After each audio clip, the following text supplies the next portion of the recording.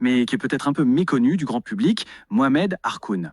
Et son projet, c'était rien de moins que de repenser l'islam, mais de l'intérieur. Et regardez ça, sa mission, elle est posée d'emblée, c'est limpide, libérer l'islam. Le mot-clé ici, c'est vraiment libérer. Harkoun n'était pas là pour tout détruire, non. Son but, c'était de briser les chaînes, en quelque sorte, d'une lecture devenue trop rigide, trop figée, pour redécouvrir toute la richesse, toute la pluralité de la pensée islamique. Et cette quête, ça va être le fil rouge de tout son travail. Pour bien comprendre Harkoun, il y a une chose essentielle à saisir, sa position. Le type n'appartenait en fait à aucun camp. Il se tenait pile à la croisée des chemins, à la jonction de plusieurs mondes. Lui-même, il aimait se décrire comme un passeur, un bâtisseur de ponts. Alors un pont entre l'Orient et l'Occident, bien sûr, ça c'est l'évidence, mais c'était bien plus que ça. C'était aussi un pont entre la foi et la raison critique, entre une immense tradition et les défis de la modernité.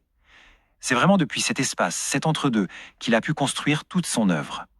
Et bien sûr, cette position si particulière, elle ne sort pas de nulle part. Elle est le résultat direct de son parcours de vie qui est juste exceptionnel. C'est ça qui a forgé son regard si singulier. Regardons un peu sa vie. Il naît en 1928 en Kabylie, dans un village berbère, un milieu très traditionnel. Et puis, en 1954, il débarque à Paris, à la Sorbonne. Imaginez un peu le grand écart. Il plonge en pleine effervescence intellectuelle des années 60, la philo, l'histoire, l'anthropologie.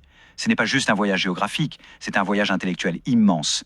Il va apprendre à maîtriser deux univers de pensée qui, à l'époque, ne se parlaient pas vraiment. Et c'est ça, la clé de tout, sa double appartenance. Il est berbère et arabe, il vient d'une culture musulmane, et en même temps, il est à l'école des plus grands penseurs critiques occidentaux, comme Claude Lévi-Strauss. Ce double regard, ça lui donne une perspective que personne d'autre n'avait. Ça lui permet de regarder sa propre tradition avec des outils complètement nouveaux. Des outils que personne n'avait vraiment osé appliquer de cette manière avant lui. Et voilà, ça nous amène au cœur du réacteur, son grand projet intellectuel. Une entreprise qui est aussi ambitieuse qu'elle a été controversée. Au fond, la question qui le taraude, c'est celle-là. Au lieu de prendre les dogmes pour argent comptant, comme des vérités éternelles tombées du ciel, il a posé une question simple, mais explosive. D'accord, mais comment on en est arrivé là? Quels sont les processus historiques, sociaux, politiques qui ont fabriqué ce qu'on appelle aujourd'hui l'islam? Et ce projet, il lui a donné un nom.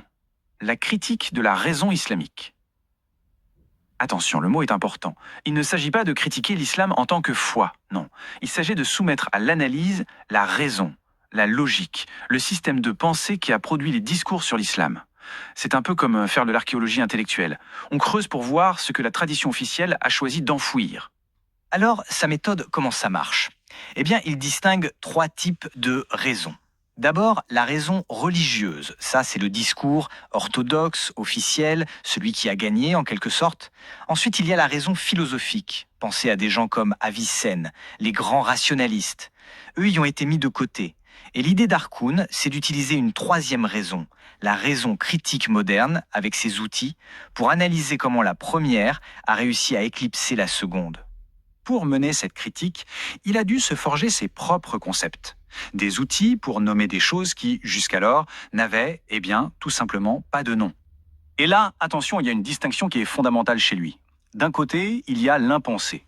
C'est tout ce qu'on n'a pas encore pensé, mais qu'on pourrait penser. C'est le champ des possibles. Mais de l'autre, il y a l'impensable. Et ça, c'est pas du tout la même chose. L'impensable, c'est ce qu'il est interdit de penser. C'est le domaine tabou, ce qui est censuré, parce que ça menace l'édifice officiel. Et toute la mission d'Harkoun, c'est de rendre cet impensable à nouveau pensable.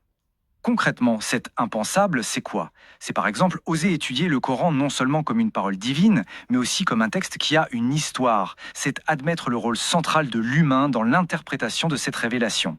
C'est aussi questionner la manière dont une orthodoxie s'est construite, souvent pour des raisons politiques, en éliminant les autres. Forcément, toucher à ces sujets, c'est toucher à des nerfs à vif. Harkoun identifie un moment charnière dans l'histoire de la pensée islamique, ce qu'il appelle la clôture dogmatique. Selon lui, vers le XIIe siècle, les courants dominants ont en quelque sorte verrouillé le jeu. Ils ont fermé la porte de l'interprétation, le fameux ijtihad, et la pensée s'est figée. Pour lui, cette sclérose intellectuelle a des conséquences directes jusqu'à aujourd'hui. Alors, au final, qu'est-ce qui reste de tout ça? Quel est l'impact de cette œuvre monumentale aujourd'hui? Quel est son héritage? Ce schéma résume parfaitement sa situation. Dans le monde universitaire occidental, c'est une référence, bien qu'on reconnaisse que sa pensée est complexe. Auprès des autorités religieuses traditionnelles, c'est souvent la méfiance, voire le rejet.